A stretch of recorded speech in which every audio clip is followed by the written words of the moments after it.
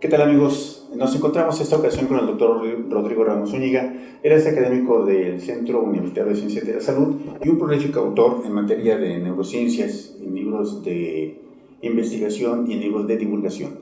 En esta ocasión nos congratula platicar con nuestro doctor con el tema de 3 libros que han sido previamente publicados y que se conforman ahora como una trilogía, y hablamos de 3 libros: Por los surcos del olvido, Neuroanatomía de la esperanza y El cerebro efímero. Gracias por la entrevista, doctor. ¿Cuál de todos estos puede considerarse el primer libro? Bueno, muchas gracias por la entrevista, gracias Gustavo, y con mucho gusto compartimos el escenario de la publicación que vincula la neurociencia con la sociedad. Un objetivo de los 3 libros, empezando por el caso de la tercera edición de Surcos del Olvido, que ya es como su tercera presentación, identifica la necesidad de confrontar la información en el campo científico en un lenguaje accesible y con información también de datos relevantes que sean útiles para la toma de decisiones por la sociedad. Los 3 libros procuran entonces establecer a través de la narrativa situaciones de manera muy concreta a las que las familias, las personas o situaciones en particular de la dinámica clínica tienen una repercusión en lo que es la salud mental, emocional o incluso la integridad neurológica. Desglosando cada uno de ellos, identificamos surcos del olvido, establece la conexión con el deterioro cognitivo y las implicaciones individuales, familiares y sociales que esto representa. La neuroanatomía de la esperanza habla de un tema que siempre ha sido considerado como abstracto a propósito de las emociones morales complejas. No solamente en un sitio concreto, anatómico, donde las configuramos, sino las implicaciones que tiene para la toma de decisiones del individuo en el área emocional y en el área de la salud. El tener esperanza entra en el patrón de los circuitos de la recompensa, de la expectativa, de la resiliencia, de la solidaridad y muchos elementos que consideramos que eran intangibles, que no veíamos, pero que ahora sabemos más acerca de los circuitos cerebrales que se encuentran involucrados. Y el más reciente, que es El cerebro efímero, es un libro que atiende a la demanda de una gran cantidad de población, sobre todo de jóvenes en nuestro país y en todo el mundo, de lo que se ha denominado la epidemia oscura o la epidemia oculta, que es el problema de la salud pública y las adicciones.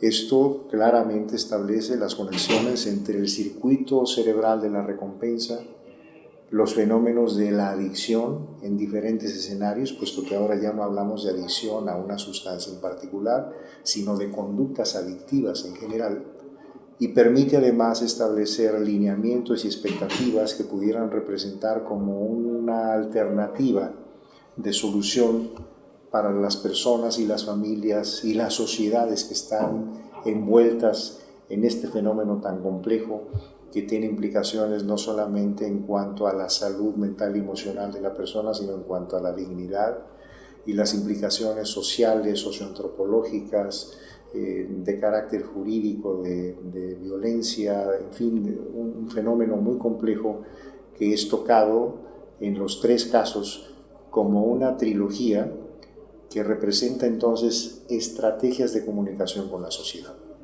La mayor parte de las veces, Gustavo, publicamos en datos duros, en publicaciones de alto impacto, con criterios de rigor de revisión por pares y con alta demanda científica.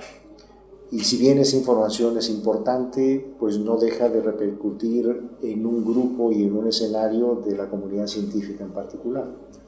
Pero resulta que una buena cantidad de publicaciones, que aunque las validamos para los indicadores y los marcadores de eficiencia y de calidad, no tienen una conexión con la sociedad. Y es por ello que considero que es fundamental que lo que hacemos en el laboratorio, lo que hacemos de investigación, lo que hacemos en la práctica clínica en vías de la innovación, pueda de alguna forma vincularse con esta comunicación con la sociedad y con las personas, y que de esta manera la información científica en un lenguaje accesible pueda ilustrar a la sociedad lo que hacemos y sobre todo relacionarlo con la capacidad de orientar a cómo resolver problemas concretos. Yo creo, doctor, que los libros nos ofrecen un panorama importante en el sentido de la sensibilización. Muchas veces estamos inmersos en este tipo de problemas, en este tipo de patologías sociales, y no tenemos ni siquiera la conciencia de que formamos parte de un patrón de comportamiento que es compartido por una gran parte de la población. Entonces la sensibilización nos da cuenta, nos hace caer en la cuenta de que estamos inmersos en ese remolino, pero algo importante es de que también se ofrecen alternativas, se ofrecen propuestas de acción.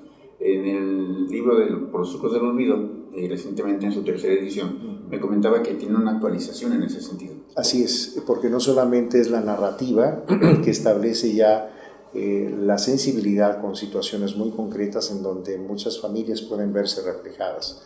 Familias donde existe una persona que tiene deterioro cognitivo o que ya en un grado más avanzado tiene demencia, con los diferentes tipos de demencia, incluye desde luego la demencia degenerativa más común, que es la demencia tipo Alzheimer, pero establece además no solo como la información documental para el diagnóstico o las actualidades o recomendaciones para el tratamiento, sino que identifica las recomendaciones de la Organización Mundial de la Salud referente a lo que sí se encuentra validado científicamente, lo que no es útil desde el punto de vista científico, hablando de dietas, manejos alternativos, medicamentos, rehabilitación cognitiva, recomendaciones para los cuidadores, escenarios de cuidado específico para las personas adultos mayores que ya tienen esta situación de dependencia en su condición mental, emocional y física.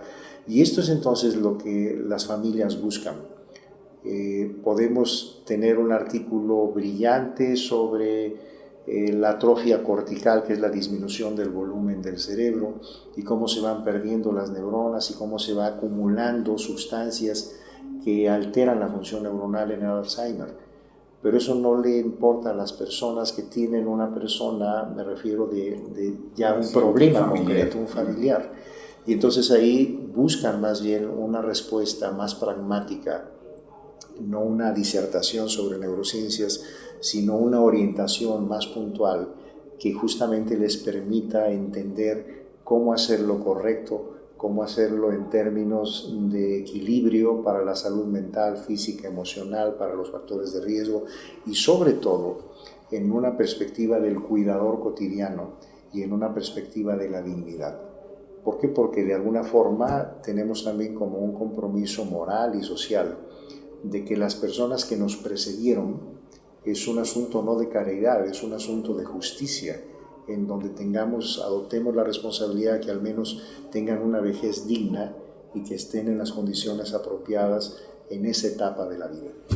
Qué bonita palabra, es una acción digna, es Así una es. Acción de dignidad, Así es. Obligada por quienes venimos detrás de ellos. Doctor, hay un libro, Neuroanatomía de la Esperanza, que apareció en un momento muy particular de nuestro país y del mundo, en donde pareciera que estamos perdiendo la esperanza. Cuando yo lo leí me impactó, me gustó mucho y despierta efectivamente la esperanza. ¿En qué contexto nace?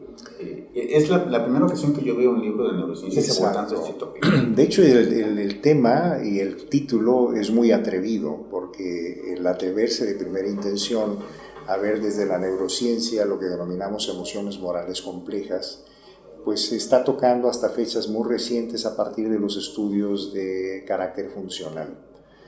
Elementos como la expectativa, la solidaridad, el acompañamiento, la resiliencia, que por mucho tiempo han sido considerados como temas abstractos, pero que tienen una vinculación con el perfil moral de una sociedad y de un individuo, pues se veían como algo que entraba en la escena sobre todo de carácter clínico, pero que no habíamos vinculado la conexión entre la ciencia básica y la ciencia aplicada. Hoy en día la parte clínica y el hablar de la esperanza, no solo como una expectativa en un circuito neuronal, sino como un elemento que reivindica una ruta para la toma de decisiones en un futuro, y es como ya comentaba un autor, que el hablar de la esperanza no es lo mismo que la expectativa.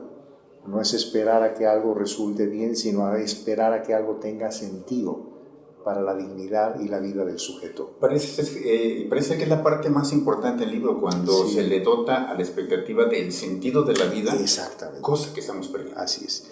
Y esto, si lo vemos en un ejemplo muy puntual, el escenario terapéutico, por ejemplo, habla en uno de las narrativas de alguien con cáncer y la importancia que tiene el tener la esperanza para mantenerse con vida. De alguien que corre un maratón con un déficit neurológico previo, pero que ya no importaba como obtener un premio, le importaba como tener la esperanza de que iba a llegar a la meta.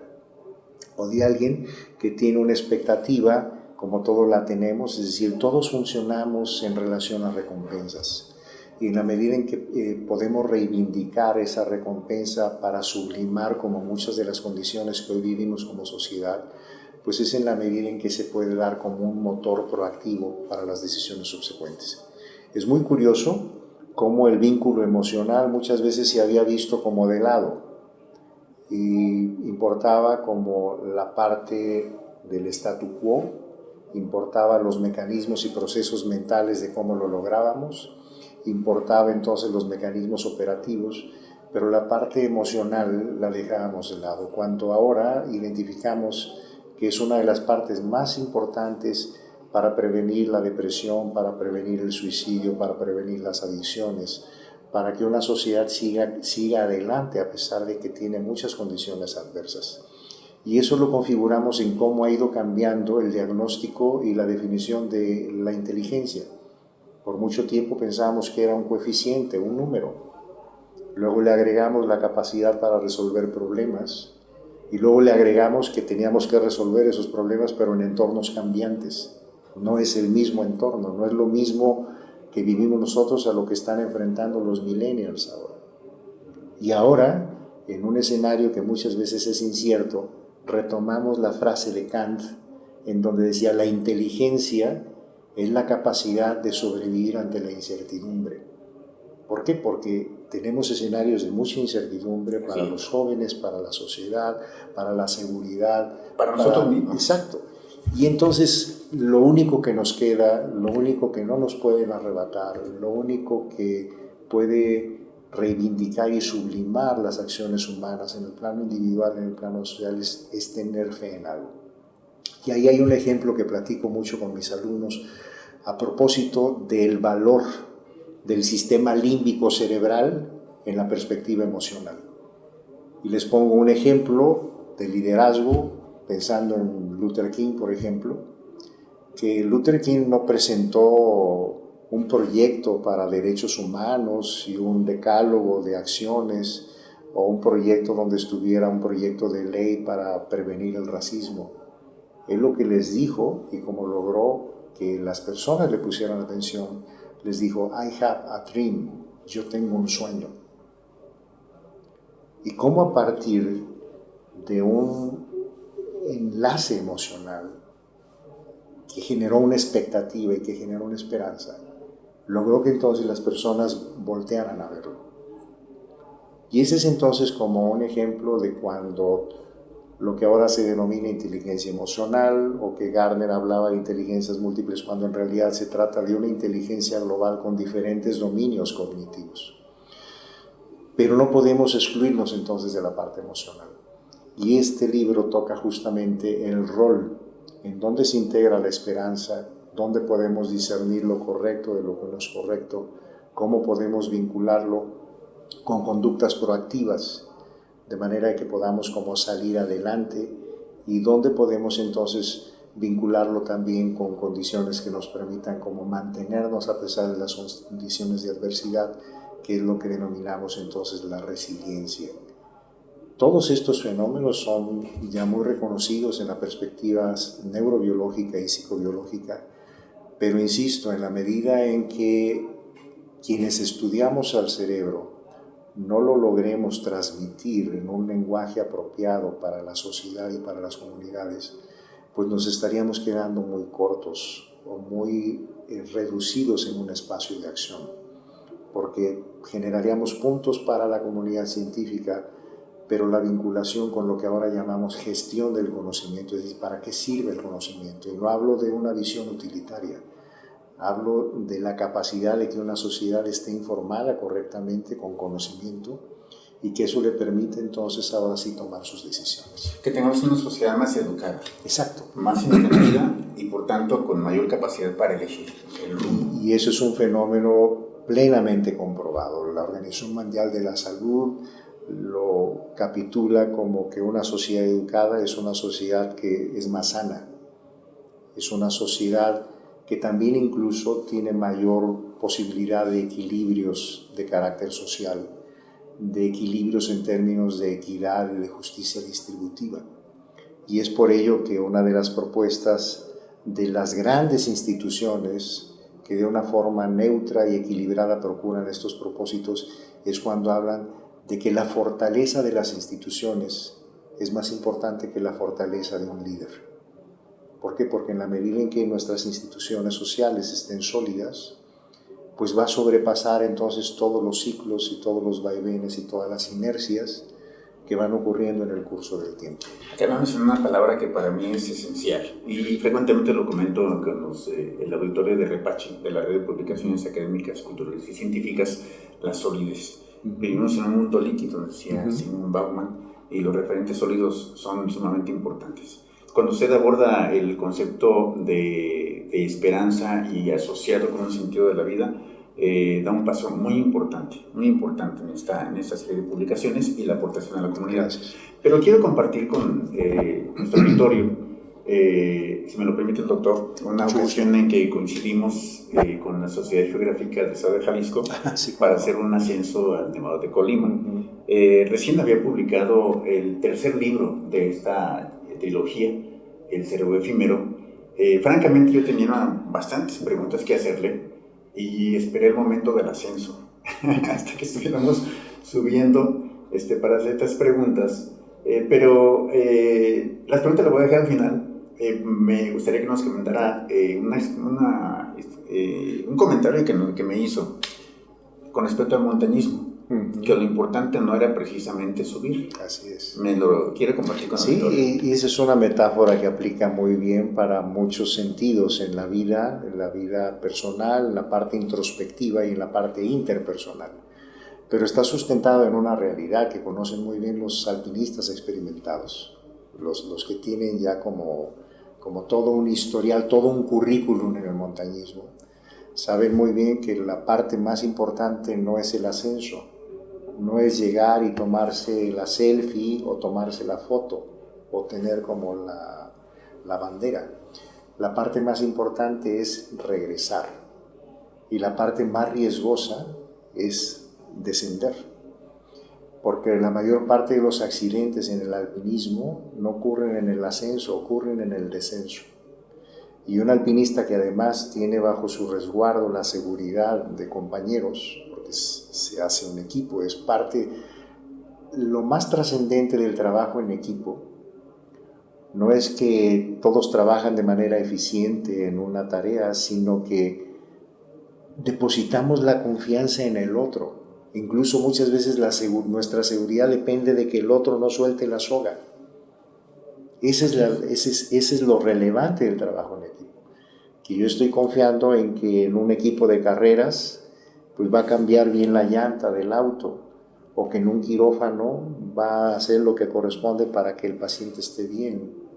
Entonces, remontándonos a eso, sabe que lo importante es regresar con todo el equipo después del descenso sanos, sin accidentes y sin lesiones. Si pudieron llegar a la cima o no, hay veces queda en un segundo plano.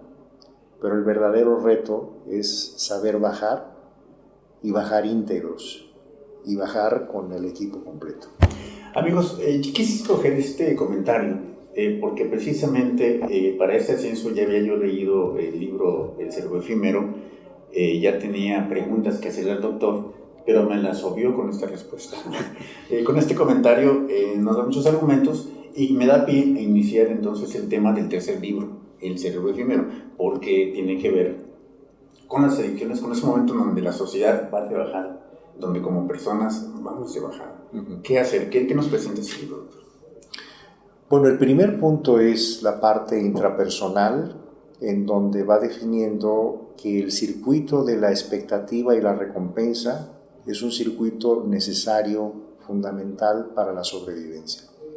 Es uno de los circuitos más antiguos si hablamos de la filogenia, porque es el circuito en donde a través de este tipo de fenómenos nos permitió coexistir como sociedad, defendernos de los depredadores, buscar alimento, y todo estaba vinculado a una recompensa. En la medida en que fuimos agregando elementos cognitivos, fue en la medida en que esa recompensa se fue haciendo más elaborada.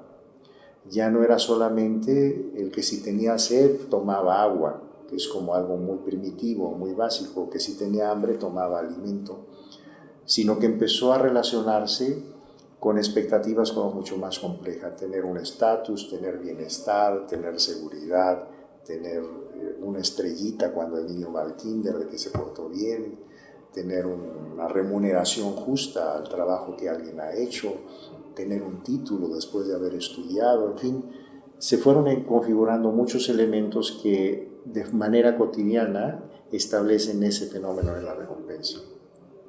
Esa recompensa tiene muchas vertientes, porque si bien es un mecanismo que es funcional, natural y normal para la sobrevivencia, en algún momento puede manipularse también. Un ejemplo muy común es lo que ahora se hace en lo que han denominado con el prefijo neuro el neuromarketing, en donde a través de la explotación de esa expectativa se induce un consumo.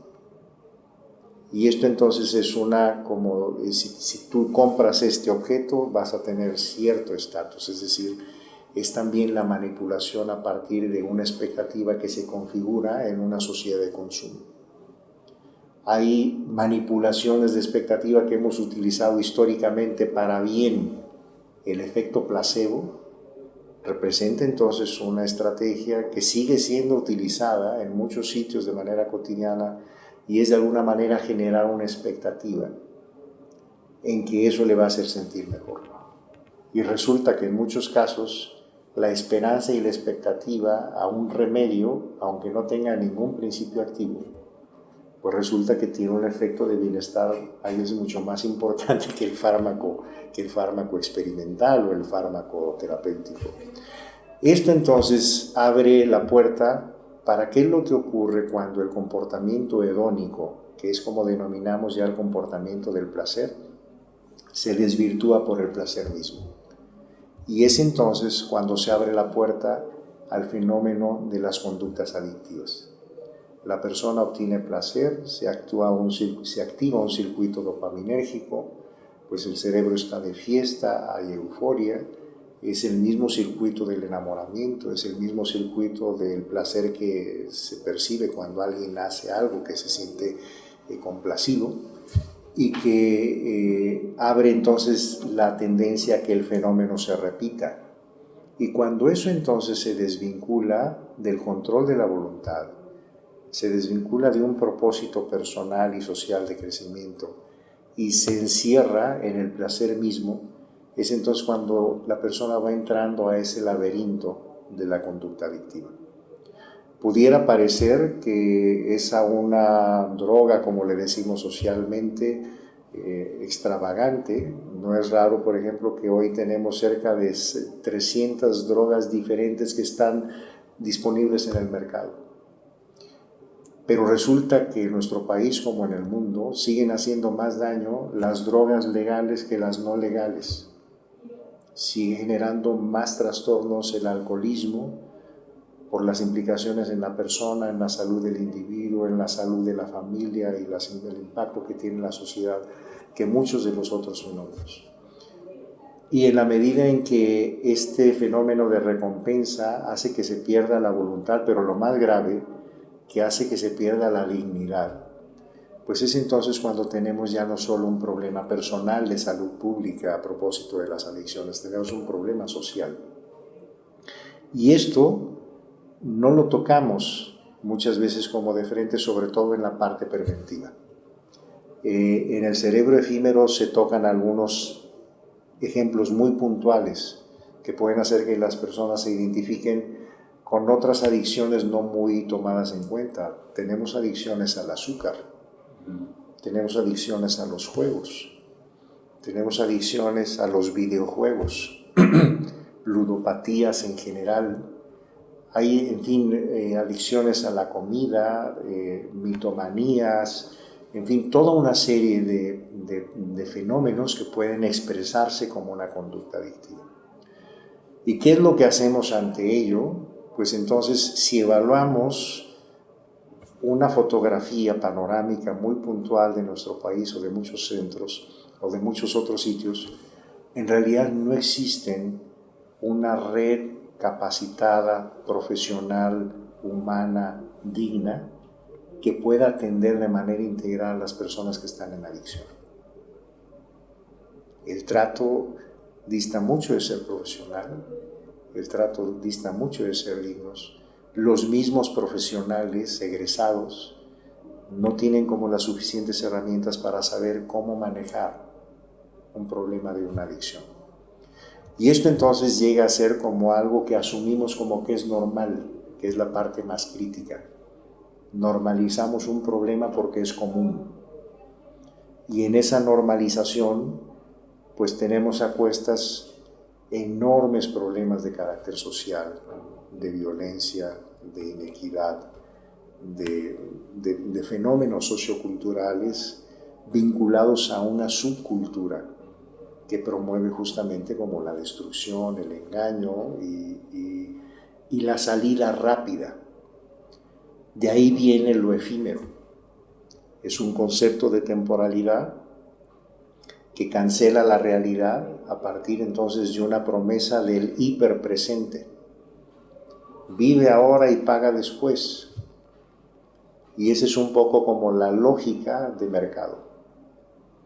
Consume ahora y paga después. Sé feliz ahora. Exacto. Y en esa aspiración, si lo vemos, pues es en donde muchos jóvenes en la etapa exploratoria quedan enganchados al proceso. En la práctica clínica, cuando revisamos el historial en la historia clínica, que es parte elemental de evaluar el historial médico de una persona, cada vez es más frecuente que en el historial hay la evidencia de conductas adictivas. Y no podemos cerrar los ojos ante ello. Y es entonces cuando hay que procurar como la propuesta, al menos como está aquí señalada en la metáfora de Ulises. Ulises es en su regreso a Ítaca después de la guerra de Troya. Para muchos autores se tardó 10 años, 15 años, 20 años. Lo que haya sido, el asunto es que adoptó una conducta muy particular cuando iba a pasar por la isla en donde sabía que había riesgo. Y ese riesgo eran las sirenas, el canto de las sirenas, que hacía que todos los marineros pues modificaran el rumbo y se estrellaran en los arrecifes y naufragaran. Y lo que hizo Ulises con su tripulación fue evaluar los riesgos. Y esa dimensión de los riesgos es algo que falla en quienes tienen conductas adictivas. No dimensionan el riesgo. De tal forma que Ulises indicó a toda su tripulación y a sí mismo que se taparan los oídos con cera de abeja y que incluso a él mismo lo amarraran al mástil para que cuando pasaran por esa zona de riesgo no modificaran su rumbo, siguieran derecho.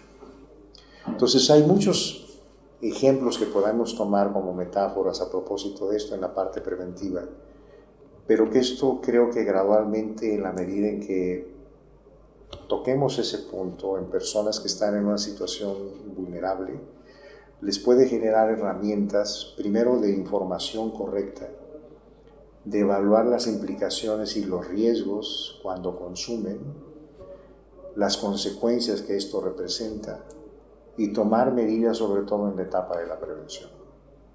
Creo que esa es una de las mejores formas en que podemos como alertar a las nuevas generaciones a que puedan entonces tomar conductas de prevención y no caer en lo efímero.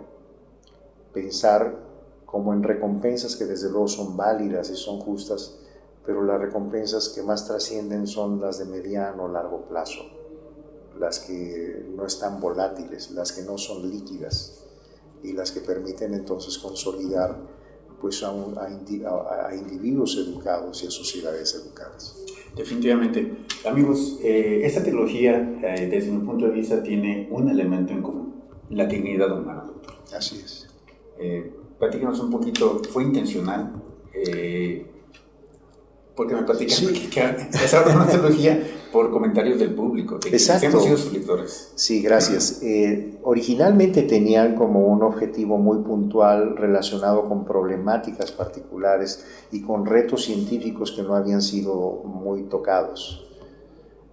Pero creo que en mi parte subconsciente, aparte de mi parte crítica como investigador y como científico, ya estaban ahí porque hay una serie de ensayos y publicaciones que he suscrito sobre la dignidad humana. Y la dignidad como un valor inherente a la persona ha trascendido mucho más allá a lo que se refiere a los derechos humanos que ahora postulamos como derechos fundamentales, porque no están circunscritos solamente al ser humano. Vivimos en un ecosistema, de manera que los animales, las plantas, las células, los cultivos, o sea, todo tiene implicaciones de dignidad y que se sustenta en un principio fundamental, que es reconocer la dignidad como un parámetro fundamental para poder respetarlo. En ese sentido ha surgido la vejez digna, por ejemplo, o la dignidad en el trato a las personas. Y para muchos críticos pudieran pensar como que la dignidad sale sobrando, que no es necesaria, que también existe esa corriente, pero en mi visión muy personal me parece que sí es necesaria mantenerla vigente en la discusión global y en la toma de decisiones que involucran entonces a todo este ecosistema del cual somos parte. Entonces tiene implicaciones legales, jurídicas, tiene implicaciones de carácter penal, tiene implicaciones en la salud, tiene implicaciones en los derechos fundamentales. Y todo ello, si no lo tocamos o no lo hacemos visible, corremos el riesgo, como ha ocurrido en muchas sociedades, que las decisiones se desvinculan de la integridad humana. Es como hoy en día uno de los riesgos de la práctica clínica con la innovación tecnológica es que tratamos papeles de laboratorio y no personas. Operamos una radiografía y no a una persona. Es más, se ha desvinculado esa parte del trato humano que resulta fundamental para la práctica clínica, para el diagnóstico y para el manejo terapéutico. Por ello, en una descripción que hacía a propósito del Día del Médico, que viene de alguna forma relacionada con esto, referencia a los tratamientos quirúrgicos en los cuales he hecho algunas cuestiones de investigación, en donde le refería a las nuevas generaciones, no es tanto lo que hacen tus manos en un procedimiento quirúrgico, es lo que logras inspirar en otra persona para rescatar su salud en términos de equilibrio, de equidad y de dignidad. Un punto muy importante.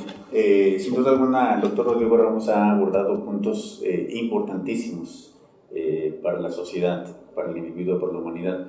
Estoy hablando de la dignidad, estoy hablando del humanismo, estoy hablando del honor mismo.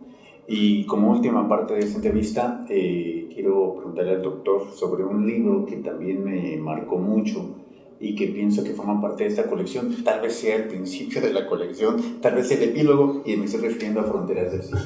Fronteras del Siglo es un libro en donde narra la experiencia de quienes han buscado suerte en el país vecino o en algún país del extranjero, corriendo todas las desavenencias que se viven en este sentido. El personaje principal es de Fronteras de Arcilla, pues es una persona que atraviesa la frontera con un sinnúmero de peripecias y que finalmente tiene un final ejemplar, un final significativo. ¿Qué nos platica de Fronteras de Arcilla? Es un reflejo de las implicaciones sociales de los procesos migratorios. y que nos lleva a una conclusión fundamental.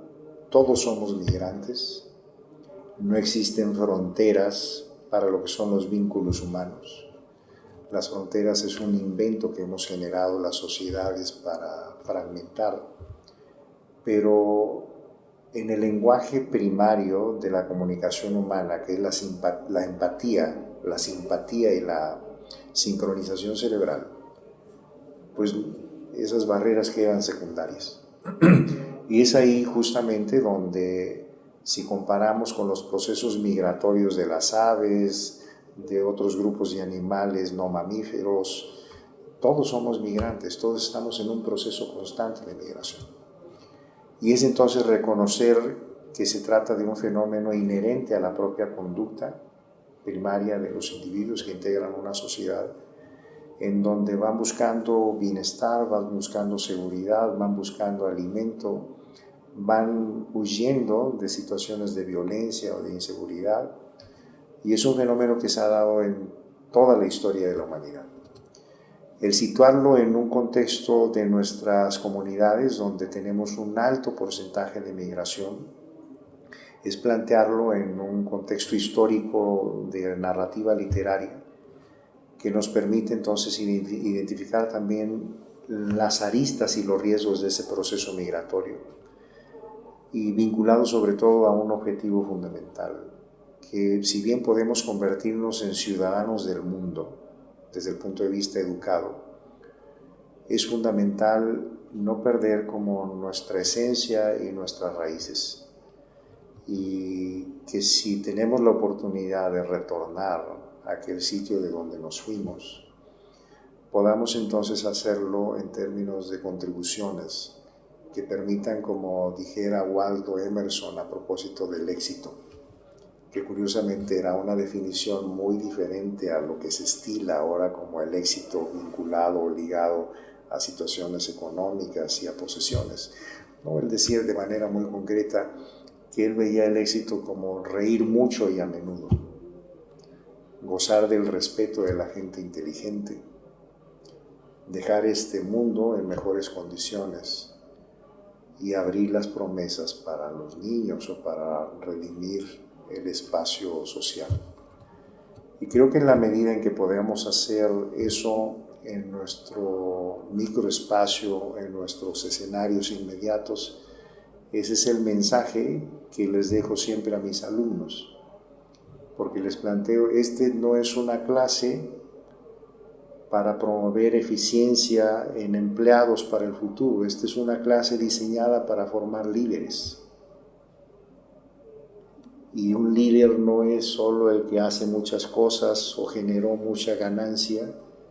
Un líder es el que logra inspirar a otros para transformar el mundo. Qué mejores palabras, amigos, para reflexionar, para pensar, para llevarnos como una historia ejemplar, como una propuesta de vida, una propuesta social, una propuesta profesional, a través de las publicaciones del doctor Rodrigo Ramos Zúñiga. Doctor, le quiero agradecer mucho.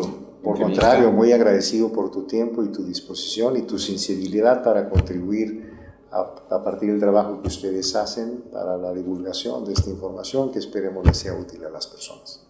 Desde luego que sí, desde luego, importantísimo. Les recomendamos mucho estos 4 libros, los repito, son Fronteras de Ercilla, son Por los surcos del olvido, La neuroanatomía de la esperanza y El cerebro efímero, todas publicaciones del doctor Rodrigo Ramos Zúñiga, académico del Centro Universitario de Ciencias de la Salud.